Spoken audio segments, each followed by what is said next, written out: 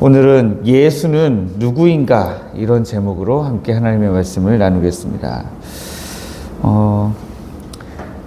예수님은 어떤 분이라고 여러분들 생각하십니까?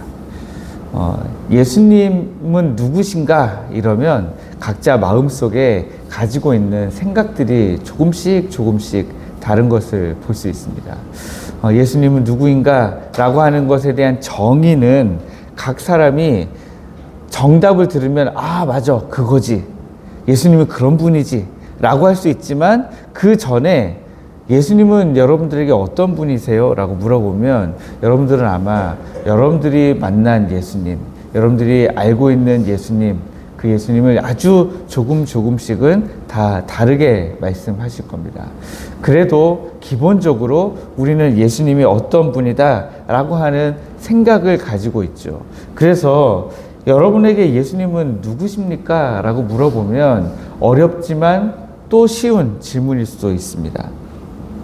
그러나 이 당시에 헤롯에게는 이 질문이 참 어려운 질문이었습니다. 어제 우리가 새벽에 살펴봤던 9장 1절부터 6절까지 말씀 통해서 예수님이 12 제자를 불러 모으셔서 능력과 권위를 주시고 하나님의 나라를 전파하며 앓는 자를 고치도록 내보내셨습니다. 그리고 그 사역의 결과로 각 마을마다 복음이 전해지니까 그 소문이 온 땅에 퍼져 나가게 된 것입니다. 그리고 급기야 갈릴리 지역을 다스리던 권력자 헤롯의 귀에까지 들어가게 된 것이죠. 이 소문을 들은 헤롯은 무척 당황한 모습을 보여주고 있습니다. 그리고서는 9절 말씀에서 이렇게 묻죠. 이 사람이 누구냐? 이 사람이 누구냐? 이 질문은 단순한 궁금증이 아닙니다.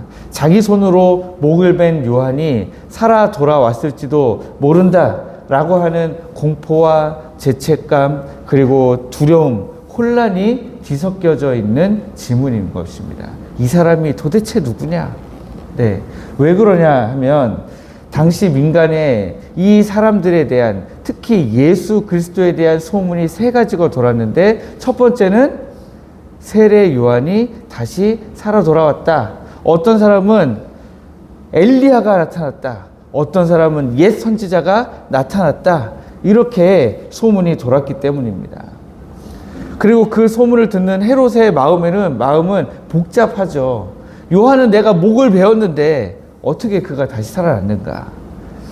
만약에 세례 요한이 살아있을 때도 정말 그 딸 헤로디아가 아니었으면 안 배웠을 텐데, 왜냐? 그 세례 요한을 믿고 따르는 백성들이 두려워서 안 했을 텐데, 그 어쩔 수 없이 목을 베었거든요. 그러다 보니까 이 헤롯의 공포라고 하는 것은 상상을 초월한 것이었습니다. 어쨌든 이 당시의 사람들을 보면 7절 후반절부터 중반 이후부터 8절까지 나오는 이 말씀들을 보면 당시 예수님을 보는 사람들이 예수는 누구인가 라는 것에 대해서 자기만의 틀을 가지고 자기만의 관점을 가지고 해석하려고 했던 모습을 우리가 볼 수 있습니다. 예수님은 어떤 분이신가? 세례 요한이야. 예수님은 엘리야야. 아니야, 옛 선지자 중에 한 명이 다시 살아 돌아온 거야 라고 예수님에 대해서 설명하려고 했지만, 그 어떤 설명으로도 예수님에 대해서 정확하게 설명할 수가 없었습니다. 이런 현상은 헤롯만의 이야기도 아니고 당시 사람들만의 이야기도 아닙니다. 오늘날에 보면 예수님을 알지 못하면서 예수님 아는 척하는, 예수님 안 믿는 사람들에 대한 모습을 우리가 참 많이 볼 수 있어요. 그 사람들에게 예수님이 누구신가? 라고 물어보면 자기만의 대답을 막 해요. 근데 그 대답이 맞는 대답이 아닙니다.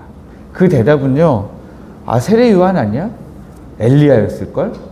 아니면 옛 선지자 중에 한 명이겠지? 라고 하는 이 당시 사람들의 설명에서 한 걸음도 벗어나지 못하는 모습을 볼 수가 있습니다. 그 사람들은, 세상 사람들은 예수님에 대해서 주워들은 이야기를 가지고 그 하나만 이야기해요. 예를 들면 이런 거죠. 아니, 하나님은 사랑이시라면서 왜 사람들을 막 성경에서 보면 이렇게 죽이셨대.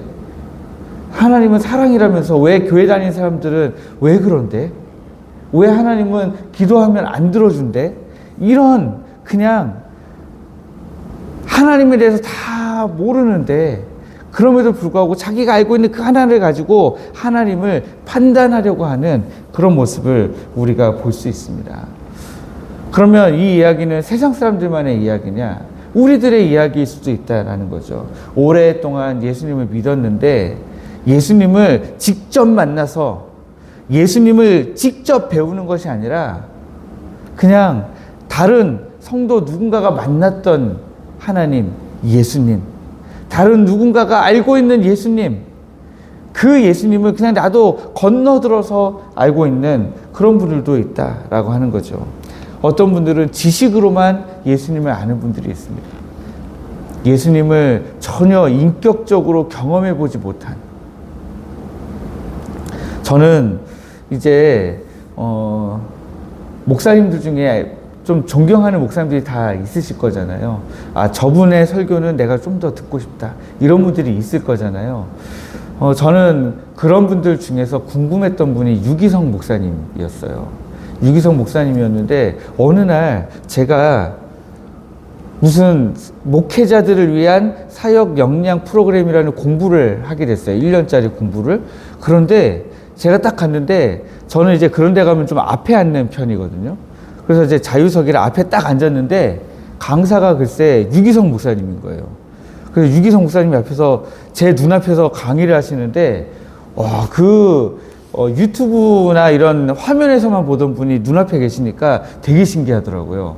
그런데 더 놀라운 거는 그 다음에 밥을 먹으러, 점심을 먹으러 딱 갔는데 유기성 목사님 제 앞에 앉아 계신 거예요. 저랑 얘기를 하고.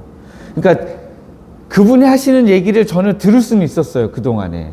그런데 제가 하는 얘기를 그분이 들을 수는 없었잖아요. 그런데 이제는 식사를 하면서 제가 좀 그런 게 좀 있습니다. 그분이 반찬 하나 딱 집으시잖아요.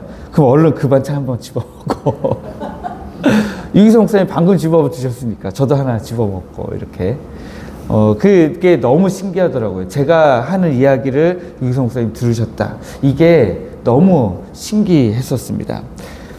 그 경험은 어떤 경험이었냐면 텔레비전에서만 보던 혹은 유튜브나 이런 화면으로만 보던 분을 내가 알고 있었는데 직접 만나서 직접 그분의 이야기를 듣고 그분과 대화를 나누면서 그분을 경험해 봤다라고 하는 것은 저는 굉장히 중요한 자산이라고 생각을 하거든요. 마찬가지입니다. 예수님에 대해서 그냥 알기만 하던 것과 그 예수님을 직접 내가 만나서 예수님을 경험해 봤다라고 하는 것은 완전히 다른 이야기죠. 헤롯 예수님을 만나봤을까요? 못 만나봤을까요? 오늘 여기에 보니까 9절 마지막에 보시면 이 사람이 누군가 하며 그를 보고자 하더라 이랬습니다. 여러분 여기 그를 보고자 하더라 이 말은요 그를 찾아서 만나보고자 하더라 이런 말입니다. 그런데 그를 찾아서 만나보고자 시도를 하는 거죠. 시도를 만나려고 노력을 하는 겁니다. 그런데 헬라어 성경에 보면 그를 찾아서 만나보고자 하더라 하는 이 하더라가 그냥 한 번만 하고 끝나는 것이 아니라 계속해서 예수 그리스도를 만날 때까지 그를 만나서 보려고 노력했던 헤롯의 그 노력의 모습을 담고 있는 거예요. 그래서 헬라어 성경으로 보면 헤롯이 이 사람이 누군가 하면서 그를 찾아서 만나보려고 계속해서 노력하더라 이런 의미로 쓰여져 있다라고 하는 것입니다. 그래서 중요한 건 이 헤롯이 예수님을 만났을까요? 누가복음 23장 6절부터 12절 말씀에 보면 헤롯은 결국 예수님을 만나죠. 네, 재판 자리에서 예수님을 만나게 됩니다. 빌라도가 보낸 그 예수님을 만나게 되는 거죠. 그리고 그토록 보고 싶다 했던 그 만남에서 예수님을 만났을 때 헤롯은 예수님에게 여러 가지 질문을 하는데 주님이 한마디쯤도 대답을 안 하시니까 결국에는 예수님을 인격적으로 만나지 못하고 예수님을 희롱하고 조롱하다가 돌려보내게 됩니다. 알고 싶다는 것과 진짜 그분을 만나서 경험한다는 것은 완전히 다른 일이었던 거죠. 9장 20절 말씀, 오늘 우리가 읽진 않았지만 내일 살펴보게 될 말씀 중에 9장 20절 말씀에 보면 이 똑같은 질문을 예수님이 제자들에게 합니다. 18절에도 하죠. 무리가 나를 누구라고 하느냐? 그랬더니 우리가 방금 7절 중반과 8절에서 봤던 대답을 하죠. 제자들이 세례 요한이라고 하고 더러는 엘리야라고 하고 더러는 옛 선지자가 살아왔다고도 합니다. 그랬더니 20절 말씀에 주님이 너희는 나를 누구라 하느냐? 그랬더니 베드로가 고백하죠. 하나님의 그리스도이십니다. 어떻게 베드로는 이런 대답을 할 수 있었을까요? 헤롯이 이 사람이 도대체 누구냐? 라고 질문한 것, 그리고 베드로는 하나님의 그리스도이십니다. 라고 대답한 것, 이것은 완전히 다른 경험이 있기 때문이죠. 네. 헤롯은 예수님에 대한 소문만 들은 겁니다. 그러나 베드로는 지금 예수님을 직접 배우고 있는 사람인 것이죠. 그래서 베드로는 이 만남 위에서 고백을 하게 된 것입니다. 그러니까 우리가 이런 내용들을 종합해 보면 예수님은 소문으로만 들어서 혹은 말로만 들어서 알 수 있는 분이 아니다라는 거죠. 우리가 직접 만나고 경험해서 우리 주님은 하나님의 그리스도이십니다라고 고백을 해야 되는 대상이다라고 하는 것입니다. 우리 주님은 우리의 죄를 지고 십자가에서 죽으시고 부활하신 예수 그리스도이신 것이죠. 오늘 이 새벽에 나오신 여러분들은 이미 예수님이 어떤 분인지 알고 계신 분들입니다. 그리고 그 고백을 할 수 있는 분들이죠. 그러나 제가 여기서 원하는 것은 한 걸음 더 나아가서 우리가 그 고백 위에서 우리의 삶을 살아내자라고 하는 것입니다. 이 베드로가 주님은 살아계신 하나님의 그리스도이십니다 라고 고백하고 그 고백 위에서 살아야 되는데 그 다음에 어떻게 됩니까? 주님이 내가 이제 곧 죽어야 된다 라고 할 때에 주님 그런 일이 있을 수 없습니다 라고 막아서는 장면이 나오죠. 우리 누가복음엔 안 나오지만요. 그런데 우리가 그 주님에 대한 고백 위에서 우리의 삶을 살아내면 우리를 통해서 세상이 예수 그리스도를 알게 되고 만나게 된다라고 하는 것입니다. 제가 단언하건대 세상은 여전히 우리 주님이 누군지 너무 궁금해하고 당황해하고 있을 겁니다. 우리가 믿음의 고백을 가지고 그 고백 위에서 살아내기만 하면 세상은 당황할 수밖에 없어요. 헤롯이 이 제자들의 이 모든 일이라고 했어요. 7절 말씀해 보니까 이 모든 일이 뭡니까? 1절부터 6절까지 나오는 이 모든 사역의 내용들의 말씀을 다 듣고 그리고 헤롯이 심히 당황했다고 기록하고 있습니다. 우리도 하나님의 나라를 전파하고 앓는 자들을 고쳐내면서 우리가 하나님의 말씀대로 하나님이 주신 사명을 가지고 살아가면 세상이 당황하기 시작할 것입니다. 오늘 우리가 우리의 그 고백과 우리가 직접 만난 그 예수 그리스도를 우리 가정에서 또 우리가 살아가는 모든 처소에서 또 우리의 이웃들에게 우리의 말과 태도로 드러나게 우리가 살아가야 될 것입니다.